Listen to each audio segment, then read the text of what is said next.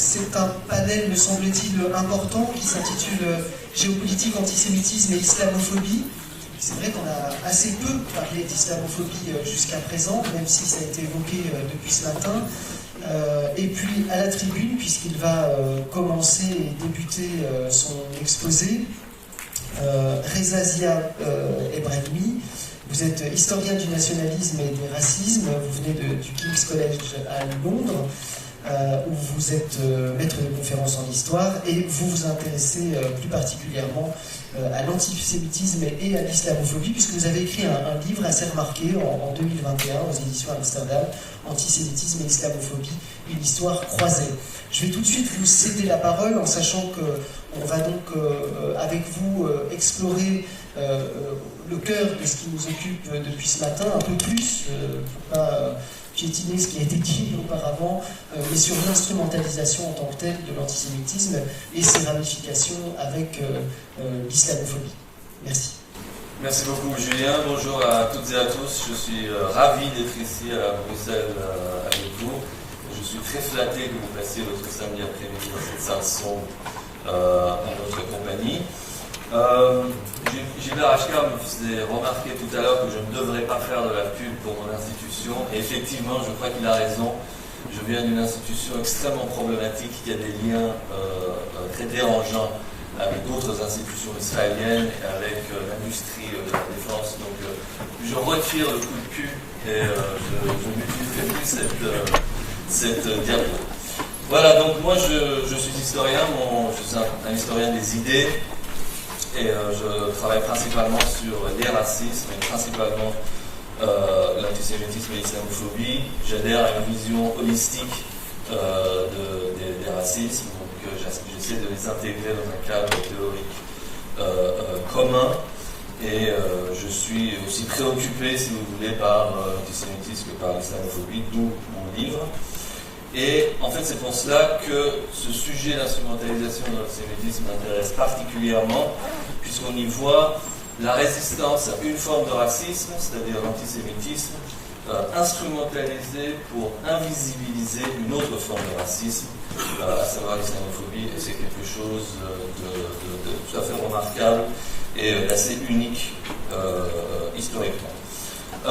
Ma présentation va évoquer une historiographie juive que l'on appelle néo-larmoyante, dont le thème principal est que l'histoire du judaïsme en terre d'islam est exclusivement une histoire d'exaction antisémite, donc en tout point identique à l'histoire du judaïsme en Europe, voire pire. Maintenant, vrai ou pas vrai, ce qui est important est que cela représente une rupture assez remarquable dans l'historiographie juive européenne.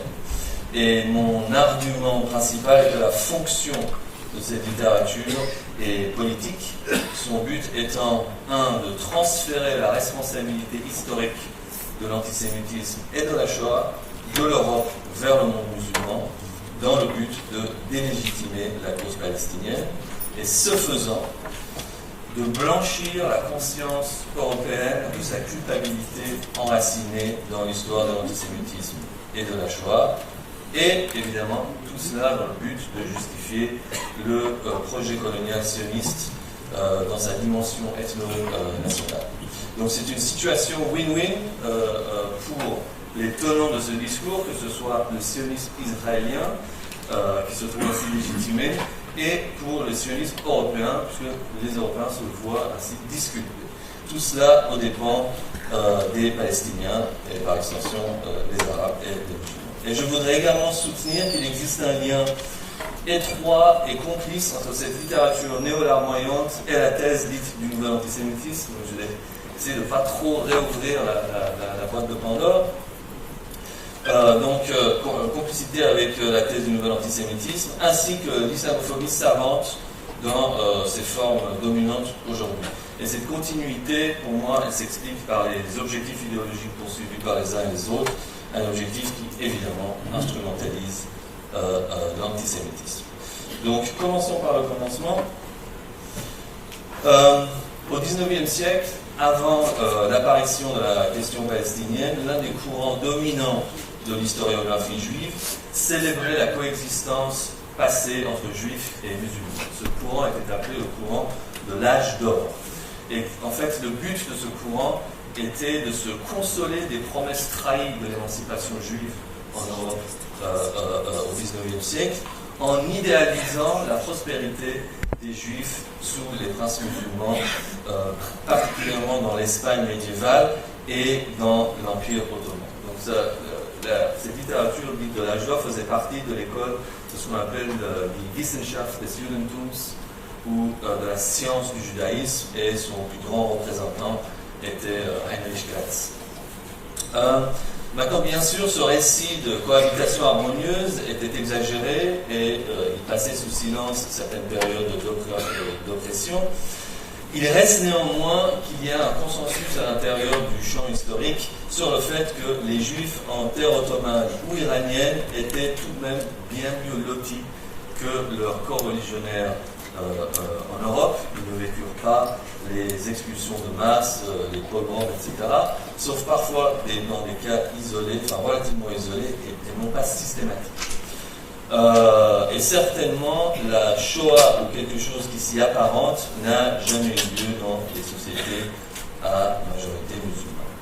Ce qui est très intéressant dans cette littérature dite de l'âge d'or, c'est qu'elle est abandonnée par les courants dominants de la pensée juive, aussi bien en Israël que dans la diaspora, au cours du XXe siècle.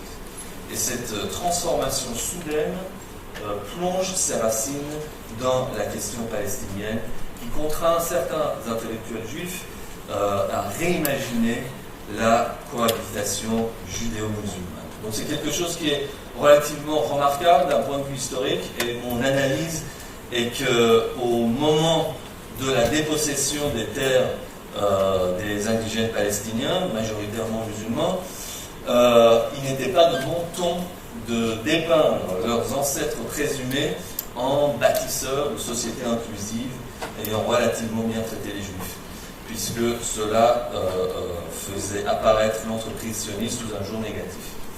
Se développe alors une nouvelle littérature que mon confrère Mark Cohen qualifie de néo-larmoyante, où on tord le bâton dans l'autre sens, et en fait l'antisémitisme il devient une partie intégrante du message coranique, voire sa caractéristique principale. Et l'histoire médiévale du judaïsme en terre musulmane se voit résumer un cortège de persécutions et de souffrances tout à fait similaires au sort des juifs d'Europe. Donc néo-larmoyante, ça fait référence à une littérature que Salo Baron avait qualifié de larmoyance, une certaine historiographie juive, si vous voulez. Et donc mon analyse est que tout cela facilite en quelque sorte idéologiquement, historiographiquement, la colonisation de la Palestine en rendant les indigènes responsables de l'antisémitisme. Et en fait, la colonisation de la Palestine devient une forme de légitime défense. Historiquement, l'historien Cecil Roth est, dès les années 1940, l'initiateur de cette tendance, mais cette tendance se développe principalement à partir des années 60, et les gens qui lui emboîtent le pas sont Saul Friedman, Martin Gilbert et Bernard Lewis, évidemment.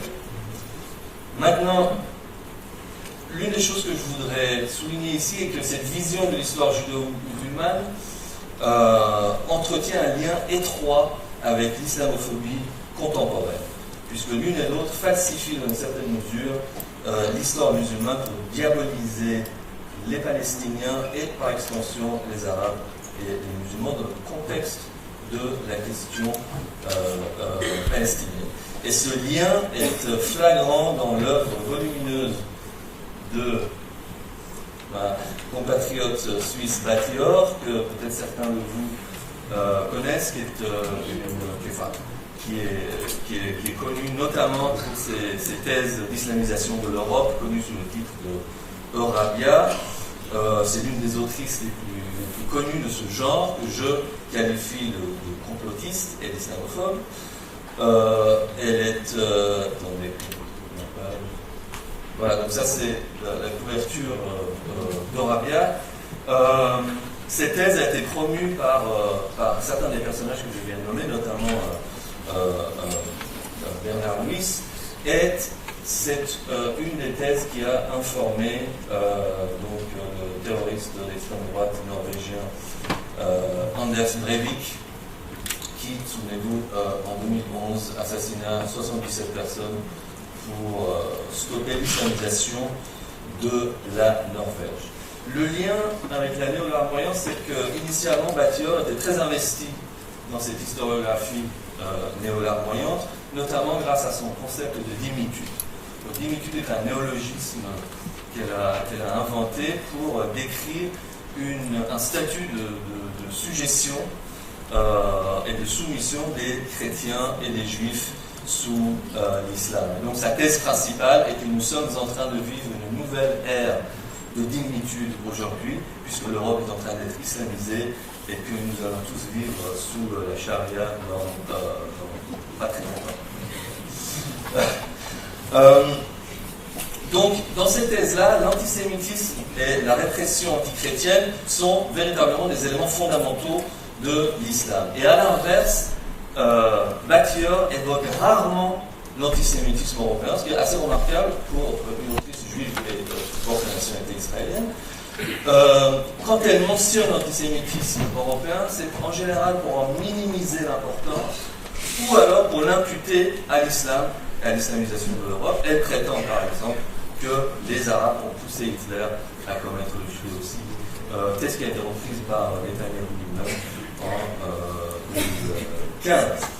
Donc, ce que je suis en train d'essayer de dire, c'est que ces idées-là ne sont pas exactement des idées qui viennent des franges extrémistes. En fait, elles font partie du paysage idéologique mainstream. Et en fait, je pense... Voilà. Je pense que la fonction de tout cela est en fait de soutenir un projet politique que Battior et d'autres nourrissent, c'est-à-dire la création d'un front unissant Israël et l'Occident, un front judéo-chrétien, si vous voulez, contre l'islam, les musulmans, etc. Et pour l'aide apportée à ce projet, les Européens sont dès lors remerciés en étant disculpés de leur passé antisémite. Et ça, ce sont des thèses qui ont été largement relayées par, comme je le disais, Bernard Luis, Martin Gilbert, Robert Dietrich, etc., des grands noms en fait de l'étude de l'antisémitisme. Maintenant, la littérature néo-larmoyante traite principalement de l'époque médiévale, mais elle a cependant un équivalent dans l'étude des sociétés arabes et musulmanes contemporaines, une littérature que l'on peut qualifier, pour simplifier les choses, d'anti-palestinienne. D'accord, étant donné que son objectif ultime est de jeter l'opprobre sur la cause palestinienne en lui attribuant des buts essentiellement antisémites, voire en la rendant complice de la Shoah. Et cette entreprise déborde souvent de son cadre strict, puisqu'elle épingle également les Arabes, ou puise dans les réserves intarissables de l'orientalisme et de l'islamophobie pour stigmatiser l'ensemble des musulmans. Et pour cette littérature, dont les pères fondateurs sont Yehoshaphat Arkabi, qui était un chef du renseignement militaire israélien, et Battior, etc. Pour toute cette littérature, évidemment, antisionisme et antisémitisme sont synonymes.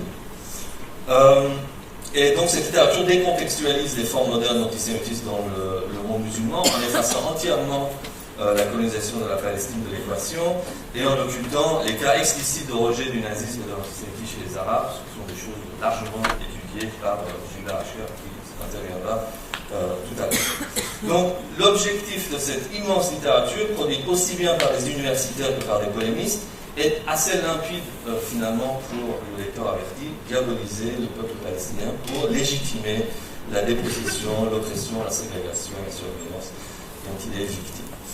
Et je pense qu'un trait distinctif de cette littérature réside dans l'argument que vous avez tous entendu, selon lequel les protocoles des sages de Sion sont un best-seller dans le monde arabe. S'il y a bien eu quelques traductions et éditions du pamphlet et aussi un feuilleton télévisé sur la télévision égyptienne, la réalité est que nous ne disposons absolument aucune donnée qui nous permettrait d'en évaluer la popularité. De plus, pour l'expert Stefan Wild, il ne fait aucun doute que le texte a connu beaucoup plus d'éditions en Europe, sans aucun doute, que dans le monde arabe. Je crois qu'il a eu 39 éditions en une seule année en Allemagne. Certains ont prétendu que c'était le deuxième texte le plus lu après la Bible en Europe. Donc on est très très loin du compte. Maintenant, la forme la plus extrême de cette historiographie anti-palestinienne est produite principalement en Allemagne. Donc on en revient à ce que nous disions tout à l'heure, par des auteurs tels que Matthias Kunzel, Martin Küppers et Klaus-Michael Mann. Et la thèse est celle de l'engouement des Palestiniens pour le nazisme, sur laquelle Matthias Kunzel notamment, qui ne parle et ne sait lire aucune des langues du Moyen-Orient, a bâti sa carrière d'expert du Moyen-Orient. Et l'une des caractéristiques de cette littérature est qu'elle se focalise sur un personnage idéalement adapté à ses fins, à savoir le Moufti de Jérusalem, Hajj Amin al-Husseini, que vous pouvez voir ici sur deux des couvertures de deux des principaux livres de ce genre-là.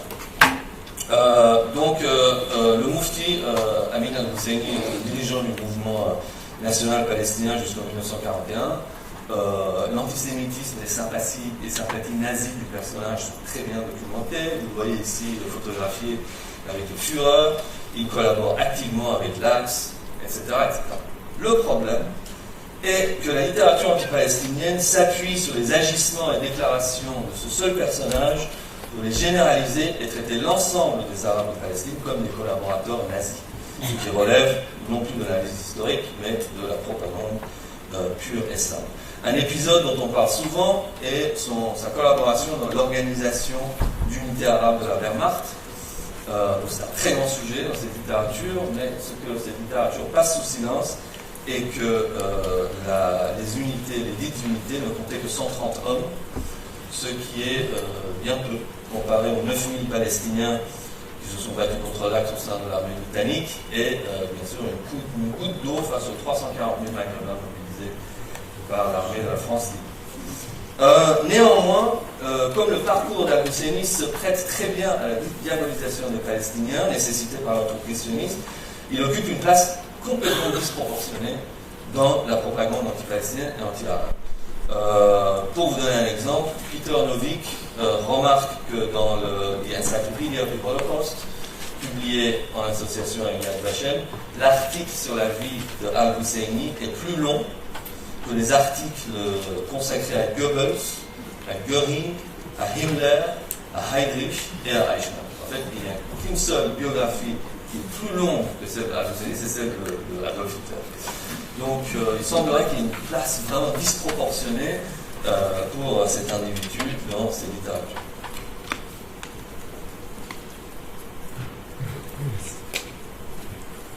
Non. Donc, j'en arrive maintenant à la thèse du nouvel antisémitisme. Et la raison pour laquelle je la mentionne dans ce cadre, c'est qu'elle étend l'accusation d'antisémitisme lancée contre les Palestiniens à la totalité des musulmans, particulièrement à ceux qui résident dans nos pays en Occident. Dès lors, pour moi, elle s'inscrit véritablement dans la continuité de ces thèses néo-larmoyantes et anti-palestiniennes. Les origines de la thèse du nouvel antisémitisme, Guillaume Shafat Arkabi en parlait déjà en 65, Jacob Talmont en 76, et Bernard Lewis évidemment en parlait déjà également. Mais vraiment l'architecte, je crois, de ce concept reste Pierre-André Taguieff, que je suis sûr que vous connaissez tous. C'est lui qui a popularisé le terme et l'idée à partir des années 2000 en France, et ça a été repris évidemment dans le réseau de chambres à écho international. Donc qu'est-ce qu'il y a de nouveau dans ce nouvel antisémitisme? Premièrement, cet antisémitisme cible Israël plus que les Juifs. Il est plus virulent qu'aucune forme d'antisémitisme que nous ayons connue. Et il bénéficie de la bienveillance des élites, et comme on disait tout à l'heure, il est plus situé à gauche qu'à droite, et il est prépondérant chez les musulmans. Alors, Taguieff ne s'arrête pas là, puisqu'il en profite pour construire un autre concept que vous connaissez tous, à savoir l'islamo-gauchisme. Et donc pour lui, les islamo-gauchistes étant les nouveaux antisémites par excellence, eh bien, il y en a vraiment beaucoup partout autour de nous, puisque dans le côté islamo, vous avez, je le cite, les jeunes arabo-musulmans, qui sont souvent des islamistes, bien que, je continue à citer, les arabes chrétiens ne soient pas en reste, soutenus idéologiquement par le monde arabe dans son entier. Donc ça c'est la partie islamo. La partie gauchiste est une nébuleuse extraordinairement large, puisqu'elle s'étend de la mouvance néo-chrétienne humanitaire aux anarcho-trotskistes, en passant par le tiers-mondisme révolutionnaire et anti-impérialiste, et les Verts, les José Bové, les mouvements du tracteur, enfin, etc., j'en passe les meilleurs. Et à cette liste déjà extrêmement longue, Taguieff ajoute une fraction des élites de droite, les médias, ainsi qu'un certain nombre de personnalités juives insuffisamment pro-israéliennes, Edgar Morin, Alfred Roster, etc. Et donc, bon, personne ne semble épargné par la vindicte de Taguieff et ses accusations d'antisémitisme, à part peut-être Taguieff lui-même. Voilà. Donc je ne vais pas revenir trop sur la déconstruction du nouvel antisémitisme. Je crois qu'il y a des gens qui ont fait ça très bien, on en a parlé avant. Mais je serais ravi de revenir au moment des questions-réponses. J'aimerais juste conclure en soulignant deux choses. La première est que, pour l'essentiel, le nouvel antisémitisme est une thèse idéologique qui s'inscrit dans la continuité des positions néo-larmoyantes et anti-palestiniennes, en ce qu'il transfère l'histoire de l'antisémitisme et de la Shoah de l'Europe vers la Palestine, le monde arabe, le monde musulman, etc. Et ceci permet à ses défenseurs d'encenser l'État d'Israël dans sa politique coloniale, tout en qualifiant d'antisémite la moindre critique émise à l'encontre de la politique, on l'a mentionné plusieurs fois aujourd'hui. Parallèlement, donc les défenseurs de la thèse jettent l'opprobre sur toute forme de soutien palestinien et traitent la population présumée musulmane d'Occident en potentiel bourreau de juifs qu'il faut mater. Deuxièmement, si on considère que l'antisémitisme est une forme de racisme, et c'est ce que mon travail essaie de démontrer, donc si on accepte le principe de base que le racisme est un régime de pouvoir, et non seulement des interactions individuelles, pas seulement des mots et des actes d'individus, mais c'est un régime de pouvoir, une forme de domination politique, économique, sociale et culturelle d'un groupe minorisé, racisé, par une majorité, d'accord ? Donc si c'est ça le racisme, eh bien la thèse de nouvel antisémitisme opère une inversion du régime de pouvoir. D'accord ? Je pense que c'est très important pour moi cette analyse-là. Les populations musulmanes qui sont objectivement désavantagées dans les sociétés en question, notamment en France, se retrouvent dans l'esprit des défenseurs du nouvel antisémitisme des dominants qui contrôleraient à travers l'alliance islamo-gauchiste les politiques européennes, les discours des médias, etc. etc. Et donc, quand on inverse la réalité de la domination, on est clairement dans une structure raciste et conspiratoire, en l'occurrence islamophobe. Et cette orientation explique que Taguieff est l'une des figures de proue de ce que j'analyse comme le déni d'islamophobie. Il dépense énormément d'énergie à nier la possibilité même de l'existence de l'islamophobie, la possibilité même d'un statut victimaire musulman. Évidemment, il n'est pas le seul, c'est une position quasiment universelle aujourd'hui en France. Alors, c'est un petit peu étrange pour quelqu'un qui était pendant très longtemps un confrère, un historien du racisme. Certains de ses travaux du début étaient pas mal. Mais l'explication de l'énigme, donc du déni d'islamophobie chez ce personnage, est à chercher dans sa position sur la question palestinienne. C'est là où pour moi il y a vraiment une intersection entre les deux. Pour lui et pour la littérature anti-palestinienne, l'antisémitisme est le racisme par excellence, sinon le seul racisme véritable, et le musulman est l'antisémite par excellence. Donc double objectif, saboter la reconnaissance de l'islamophobie et de criminaliser la cause palestinienne. Merci beaucoup.